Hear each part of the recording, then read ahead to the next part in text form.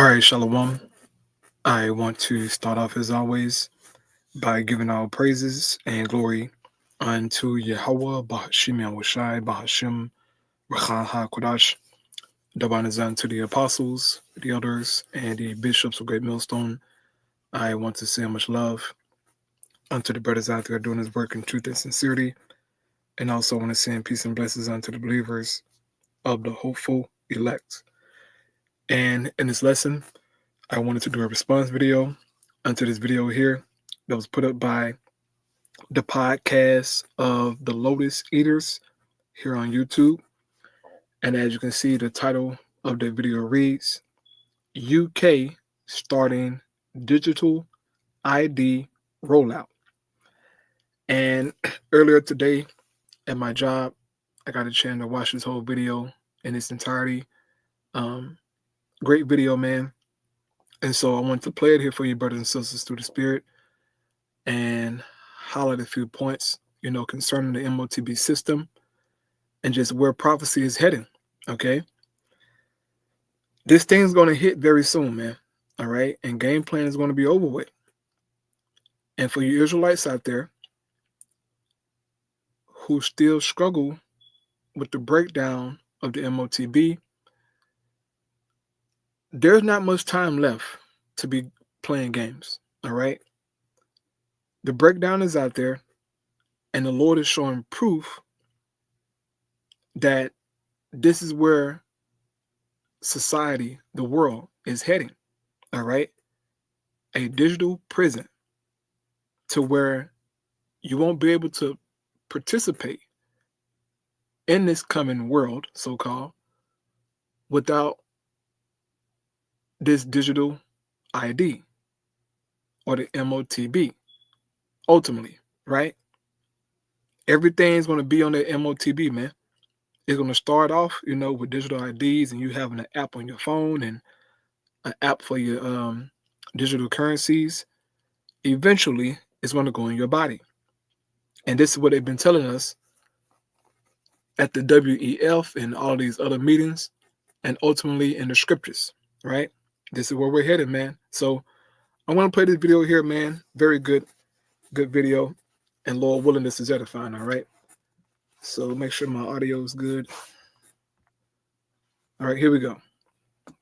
Right, so let's talk about the rollout of the UK digital ID, which is now starting in Britain. But before I do that, I think I might quickly just refer to my Bible. Yes, I think I might go Revelations chapter 13, verses 16 and 17, which go, "They forced everyone to receive the mark on the hand. People great or small, rich or poor, had to receive the mark. They could not buy or sell anything unless they had the mark. The mark is the name of the beast, and the number is his name."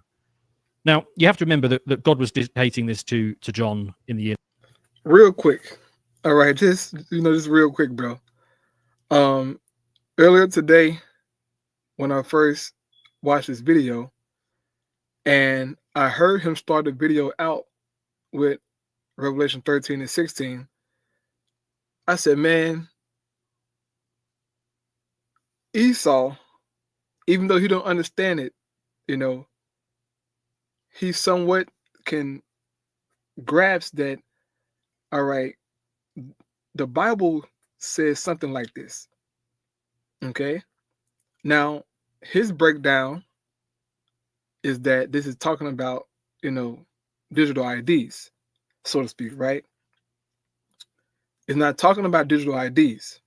It's talking about that C-hip going into your actual body, okay? But just him mentioning the scriptures or starting off his show with the scriptures concerning digital IDs and everything else shows you that some of these Edomites know something, okay? But it's a shame that certain Israelites out there, bro, who's supposed to have the truth and know the truth, can't even grasp it, man. You're saying that the mark of the beast is everything but the C-hip, okay? That is scary, brother. And there's a lot of brothers and sisters out there who are still confused, man. But hey, as the scripture says, in Isaiah the 66th chapter, the Lord said, I would choose your delusions. So maybe the Most High don't want you to get it. But it's evident where society is heading. Okay? So he started off with the scripture, man. Revelation 13 and 16. In which we read that precept all the time, man. So that was the spirit, him bringing that precept out, but he don't understand it fully, So here we go. Year 95 BC. So everything that God said back then might not have gotten written down entirely accurately. I'm sure God meant to say, you will have a mark on your handheld device rather than your hand. So I imagine you were speaking from the King James translation. So it's also in the age of King James, the early 17th century, it was translated into English for us. Yes, from the Word of God. Maybe in the ancient Hebrew, he does say you'll be forced to have a mark on your handheld device. I'm not sure, but yeah. So God, who's obviously quite a smart chap, has been warning us about this for over 2,000 years, and in the year of our Lord 2024, it has arrived. So this article from the Sunday Times. Yes, so basically their excuse here is that digital ID is going to be rolled out for pubs and clubs. Let me just pick out a few choice bits from the article. Pub goers will be able to use their smartphone to prove their age as part of plans introduced by the government for digital IDs. Ministers are preparing the change of law for customers to buy alcohol in shops and bars as they embrace the technical revolution, moving the state to more online functionality. People will be able to use this for everything from paying taxes to opening a bank account. All right. Or being denied those things. Well, yes. I think the bank account part is particularly key for my story here. Officials insist that digital verification will not be compulsory. People will still have a choice. Yes, for now. I'm sure. Yeah, yes, for now, yeah. Yes, for now. So, okay, so we got that. So the reason we need digital IDs is because otherwise people who are 17 might buy some alcohol. And that's why they've spent all the billions of pounds on putting together digital IDs. Okay, so that's even though we already have a number of versions of non-digital ID, like a passport or a driver's license or whatever. Oh, well, you see, the thing is, you're raising a different issue there, but it's all right. They've got extra excuses. So let's look at what they have to say on this cheery, cartoon illustrated video with music in the background from the government on why we need them. Are you really going to miss this? We do this training once a year. There's 800,000 to 1 million people that'll join us. It can be particularly difficult for people who don't have passports or driving licenses or have incomplete credit histories. So it's the job of digital government to join things up and make life easier for users. Our vision is to remove unnecessary complexity by developing one inclusive and accessible way for people to log in to all government services online. An easy way to prove their identity, just once, that also gives them control over who has access to their data and why. So there you go. Oh, it's for us. It's in aid of us. It's to make things easier. You see, Bo, Right. what happens is the elites, they wake up every morning just drenched in a cold sweat, worried that our lives are slightly inconvenient because we might have to enter a password twice if we're going to different websites. And they're desperately concerned about that. And they want to make our lives so much more convenient, but they've gone to the trouble of creating digital IDs so that we don't have to be inconvenienced. Well, thank you, Sir Tony. Yes, and also to make sure 17-year-olds don't buy a beer. So anyway, that's the excuse. I'm sure that's the. Oh no, actually, here look, we got another excuse here. This is why Tony Blair used to think we needed them. Want to remove unnecessary barriers, not essential safeguards. We got that doubled up. Much more easily protected, so you can deal with a lot of the privacy and surveillance issues that worry people. But it's a natural evolution of the way that we're going to use technology in any event to transact daily life. And this COVID crisis gives an additional reason for doing that. Because, look, I could be wrong about this, but when I look at, for example, how you restart some businesses, how you restart international travel, I think people's disease status, for example, have they been tested? What is the result of that test? And have they had the disease? Do they have the disease? I think unless you're able to record some of this data in a way that people can use, it's going to be difficult to go back to anything like a near normal in things like transport. Oh, right, okay. So Dirty, lying son of a bitch. Filth. What filth? Well, you don't accept that argument that the third reason that we need digital IDs is so that you can prove that you haven't got a disease that is so asymptomatic that you wouldn't know if you didn't have. Yeah. How on earth would the world go round? How did it work before we had things like digital IDs and things? How did anything ever work? I've wrote an article about this before, that Blair used this line of argument all the time that, look, it's just going to happen. Yes. It is inevitable. This is the future. We cannot question that. That is unquestionable. Yes. So let's just do it. Let's just go with it. He always uses that argument. Yes. Always. Yes. The Millennium Dome is going to be built, so just get behind it. We are going to have to slaughter all our cattle, so let's just do it. You are going to be locked in your homes until you accept my ID. Because, of course, he's wanted ID for a very long Yeah, time. now it's one of his babies. Do you remember back in 2000, he tried to get the ID cards? And back then it was rejected because people were like, well, what's the point? I mean, why? Are you prepared to arrest old ladies who go to the shops and forget their ID card? No. Well, it's just going to be a pointless duplication of what we've already got then. So what's the point? So it was a very rare L for Tony Blair. He was like the one. Well, there's not many things he didn't get pushed through because he's such a skillful politician. But he got basically everything apart from ID, and that one loss has haunted him all these years.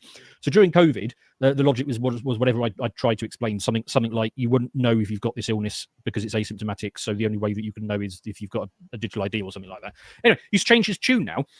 He's now saying that the reason you need digital IDs is because you can deport illegal immigrants with them. Yeah, that's the logic. Because apparently nobody has ever deported anyone in the past before we had digital IDs.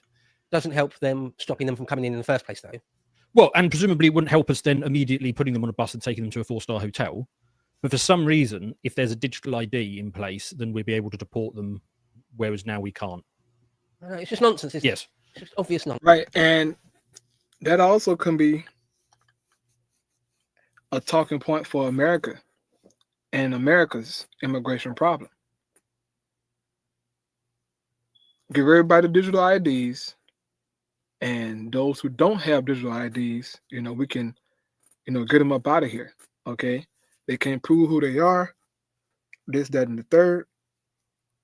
So the people, especially those on the right, so-called, they're gonna be down with it. Okay, if Trump come with digital IDs, all right, more than likely he might be the president to do it. When he come with digital IDs, bro, he's gonna have a great talking point to get the people to, agree with him, mainly those on the right, so that they can implement this stuff and try to so-called get this immigration problem solved. All right, nip it in the bud, so to speak. And they're doing the same thing in the UK, or at least they're proposing it, right, to give out digital IDs to help with immigration. Here we go. Nonsense. But the thing is, right, people are going to fall for that line of logic because what he does is he crafts his argument to whatever the issue of the day is, and he has noticed that people are a little bit miffed about the millions and millions of immigrations being rammed down our throats, and there are people who will hear that and go with it. In fact, I put a tweet up about that news that they're finally beginning the rollout of the digital IDs, and the first comment back was somebody who said to me, how did he put it? He said, yeah, this is long overdue and necessary. ID cards mean we can start deporting illegal aliens. I mean, yeah. But my point is, there are people who will swallow this. Anyway, so that's a couple. Well, what are you up to now? 3 excuses? No, that was 4 excuses from the UK as to why we need them. Let's look at what the excuses are in Australia. Next video, please. If you've been trying to lose weight and have one of these insurance plans, you could work with a nutritionist for Australians are happy to tap and go. Now the government wants them to tap and show. What we want to do is make life easier, allow your credentials to be at your fingertips and keep your personal information safer. A digital ID called Text. You make life easier, mate. The need to hand over passports, driver's licenses, birth certificates for companies to store and too often lose to hackers. The Optus incident, one of the first in a large scale, showed why we have to do things differently. The information will be heavily encrypted, so no sensitive data is shared or stored. Using a QR code and a simple tap to verify ID for hotel bookings, hiring cars, signing up for phones and more. This is real.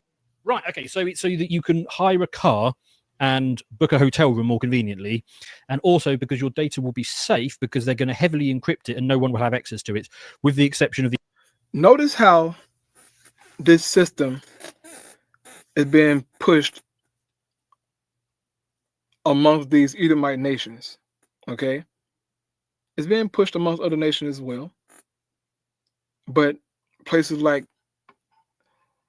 the UK, and now Australia, it's going to come to America very soon, okay? Once these things hit Babylon the Great, bro, just know that it's going to be almost time to go home, right? Over in China, they already got a system set up, okay? But these things are being implemented amongst Edomite countries, Edomite governments, okay? And they're moving fast. They're moving fast, man. It's only a matter of time before these things get introduced to us over here in the States. All right. In which I am waiting on that. Please hurry up. Please bring the digital IDs, bro. Let's get this shit over with. Like, seriously, bro. All right. Let's get this thing go. Let's get this thing up and running, bro. So we can get the hell out of here, man. That's the whole point of these lessons of everything we do, bro. Get the hell out of Babylon, dog. Right? So in Australia, the government reveals new digital ID system. It's gonna be here very soon, bro. Of the entirety of government who are holding all of that data. Yeah. With the exception of the people that do have access to it. Yes. Right. Which is like the government, which are the people that I'm most worried about. So anyway, It's so obvious. It's so obvious what's going on, though, right? It's not. Yes. It's not that we're particularly cynical or conspiracy theorist or anything. It's obvious that it's to do with power. well, I've got some more excuses. Let's just play this in the background for those who are watching. You'll miss it if you're listening. This is the European version of why, and they wheel out a whole bunch of excuses using people of dubious European ancestry to make their point. It's easier. It's for you. It's in aid of you. You'll be able to do things online easier. But they've got now. some nice graphics and a big EU flag. So apparently that's the next selection of reasons as to why we obviously need it. The thing you've got to bear in mind with digital IDs is they are massively centralized. The government gets to decide what is or isn't truth, and of course they can make changes to that at any time they wish with just a click of a button. If they decide that you're no longer a British citizen as you're flying back from the airport, they could make that change. If they want to make any other change, we've decided now that you don't own that house anymore. We just yeah. Well, look how the CCP use their power. Yes. It's like we're going to decide basically what your credit rating is based on your actual day-to-day, almost minute-to-minute behaviour. Yes. And then you may or may not be able to get a mortgage or something on the back of that. Well, I mean, they will give All total sorts of control. things. All Total sorts of control. things, yeah. I mean, they're saying it's optional. Of course, it won't be for very long. Before long, it'll be required to vote or access the internet and all of those things. But I thought let's dig a little bit deeper into who is requiring this. Now, best I can tell, it all kind of stems from the UN. So the UN have these what do they call them? Sustainable Development Goals, or SDGs, that they want every country to hit by. Can you guess when? 2030. 2030, there's a whole bunch of things that every country in the world, because of course everyone's a member of the UN, has to achieve, and one of them, quite prominently actually, is digital ID. So go and have a look through the presentation if you want to dig into the details of that. Right. And I always speak about and go into the Sustainable Development Goals, in which you just mentioned those, that the UN wants all nations to implement, right? Pretty much by 2030. This is why you're seeing this push of digital IDs in the UK, digital currencies. They're trying to fulfill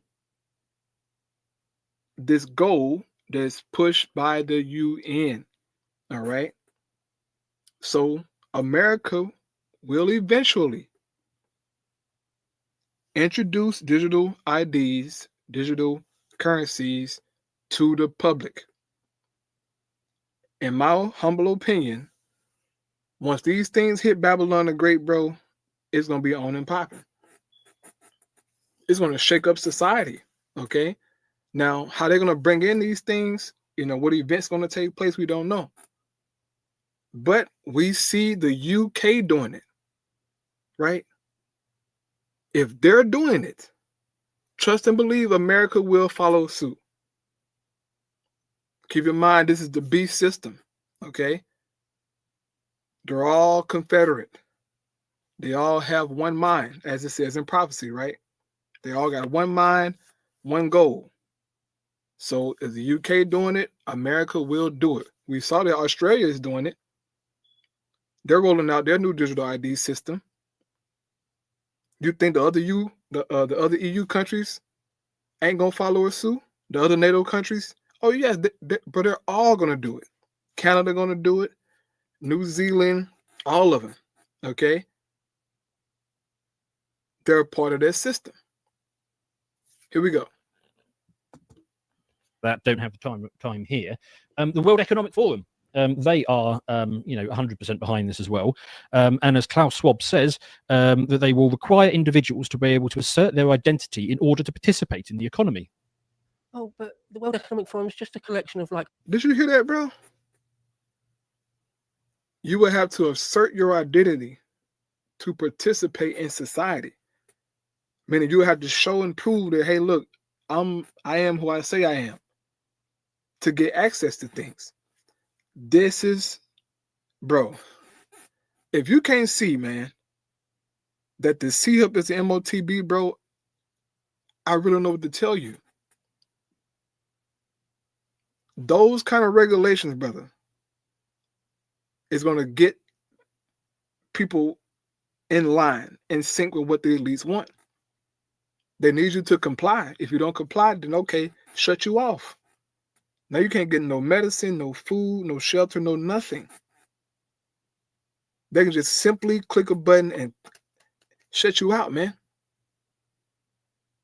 But you're going to have to prove who you are in the world to come, in the so-called, digital world to come. If you can't prove who you are, they come to get you, dog. Oh boy, here we go. Like-minded businessmen. Yes. Why are you being so paranoid, Dan? Well, they're allowed to get together and talk about things, and they haven't got any real power. Well, it's not just them, you see. I mean, I picked them. Most people have heard of them, but there's plenty more organisations as well. The Bill and Melinda Gates Foundation is all over this as well. Good uns that they are. And actually, what I really want to focus on are the ones that I mentioned next, because I'm pretty sure this is where it's really all coming from. International Monetary Fund, the IMF. The Bank for International Settlements, BIS. Yeah, I know all about them. Yeah. And the Financial Actions Task Force, or FATF. Now, a lot of people think that Klaus Schwab is at the top of the globalist order. Klaus Schwab is not at the top of the globalist order. He's up there. He's a high-ranking the people capo. that are listen to him and know him. Yeah. Yes. But I'm telling you, the final bosses of globalism are the ones that I've just mentioned. It's the IMF, it's the BIS, and it's FATF. Those are the real top dogs of the whole globalist regime.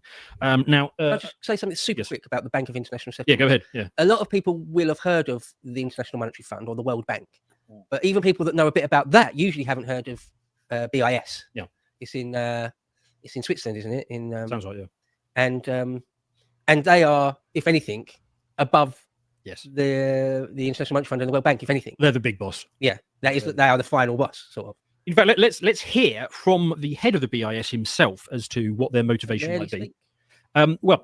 For those of you who were Danger Mouse fans back in the day, I apologise if this gives you Baron Silas flashbacks, but here we go. Let's hear from this guy. God.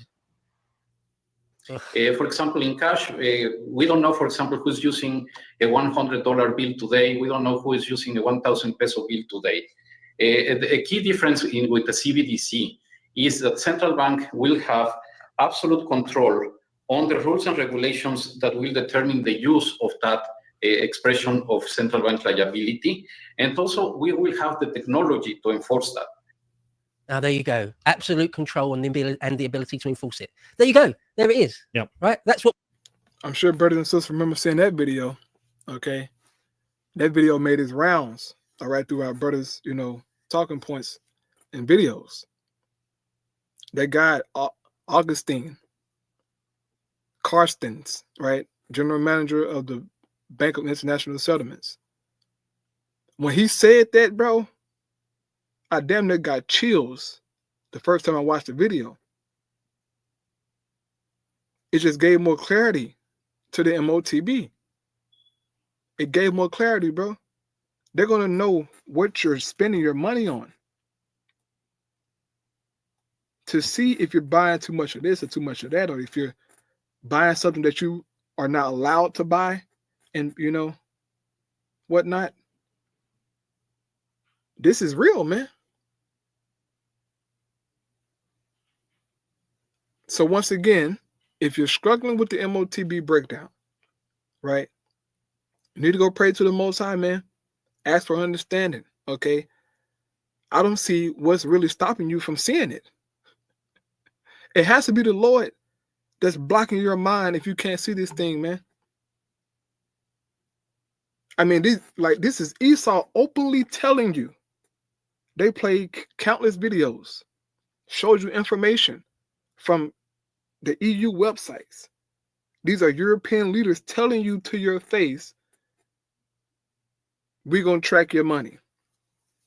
We will have the technology to be able to track your money, to know what you're buying, what you're selling.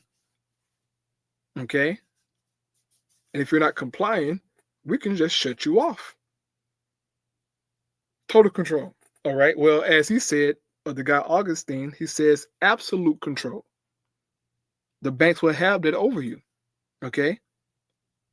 Absolute control, man. That's the mark of the beast. You won't be able to buy and sell, say that you got that mark, man. It's simple as that, bro. Okay? Simple as that. Here we go. That's what we're talking about here.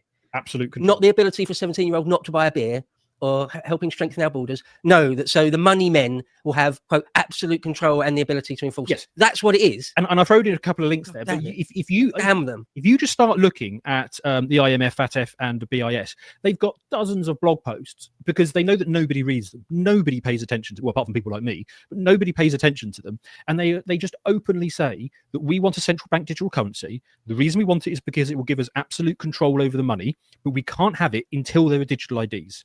So they lean on the people beneath them, the WEFs and the UNs and all the rest of it, and say, we need digital IDs rolled out. I don't care how you get it done. I don't care what excuse you have to give. You get digital IDs done, and then we can start rolling out our central bank digital currencies, and that will give us absolute control. They just don't. They come out and they just say it all the time. They get their shield. Look at that. Digital IDs first. Then after the digital IDs, they come in with the digital currencies. Then maybe a social credit score. Bro, it's finna get crazy. Okay? That's the point. It's finna get crazy. Society about to change. Things gonna get weird. You're gonna see more AI being pushed, robots and drones and just all kind of crazy things, man. Wow. Okay? Like, this stuff is happening, bro. It's not a joke. It's happening, bro. And then I thank you, how about Shema Shah, for understanding, man, for foresight, okay, just to even be able to do this stuff, bro. It's amazing. It's amazing, man. Here we go. Pause to do it, like Tony Blair. Yeah, exactly. Yeah, and it's all about basically maintaining the status quo of the current financial system because they can see it's all slipping away from them. So, I mean, the voluntary adoption of these things has been awful. McKinsey's did a study because, I mean, it's been rolled out in a whole bunch of countries, digital IDs like Kenya and a whole bunch of other ones. I think there's been about 10 of them now. About 4 to 10% of the people, when offered these digital IDs, take them. So it's going to be like smart meters all over again. A few people have them just because of the novelty of it, and the rest of them you'll have to cajole and eventually start threatening until they adopt it. We'll come round to your house. Yes. We'll put you under house arrest until you do it. Yes, quite. Now, people who think that I'm being a little bit overblown about the whole this will lead to a social credit system and total control, I'd just like to point out that not only does China have a social credit system today, but we've actually already had one in this country. We had it very briefly and we had it very half-heartedly. But do you remember at the end of COVID, Boris Johnson was like, okay, now you need a digital thing to be able to go to a nightclub. And they tried to roll it out with nightclubs because they thought that will give them the least pushback. And there was almighty pushback then. And it was just a bit half-hearted and they just kind of backed off. A vaccine passport. A vaccine passport, yeah.